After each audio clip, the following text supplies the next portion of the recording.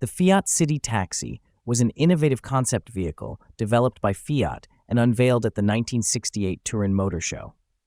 Created under the direction of designer Pio Manzu in collaboration with Fiat Centro Stile, the project was inspired by Dante Giacosa, the engineer behind the famous Fiat 600 Multipla. The goal was ambitious, to design a taxi specifically for crowded urban environments rather than adapting a conventional passenger car. Based on the Fiat 850 Special Hydroconvert, the City Taxi used a semi-automatic transmission with a hydraulic torque converter, eliminating the need for a clutch pedal. Measuring only 3.25 meters long, it was compact yet remarkably spacious. Its tall roof and efficient interior layout accommodated 3 passengers on a rear bench and a 4th on a foldable seat beside the driver. One of the vehicle's most striking features was its asymmetrical body.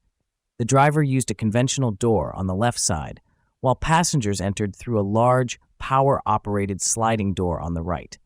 The bright orange paint improved visibility in city traffic. The City Taxi incorporated numerous innovations decades ahead of their time. Its padded deformable dashboard contained a taximeter, a radio telephone, and even a small television screen. Additional features included an adjustable steering column, advanced ventilation, specialized windshield wipers, roof-mounted map storage, and luggage securing systems.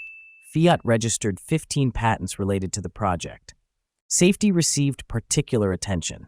The prototype featured an articulated steering column designed to reduce injuries in frontal collisions, along with energy-absorbing interior materials. Many of these ideas later became standard automotive safety features.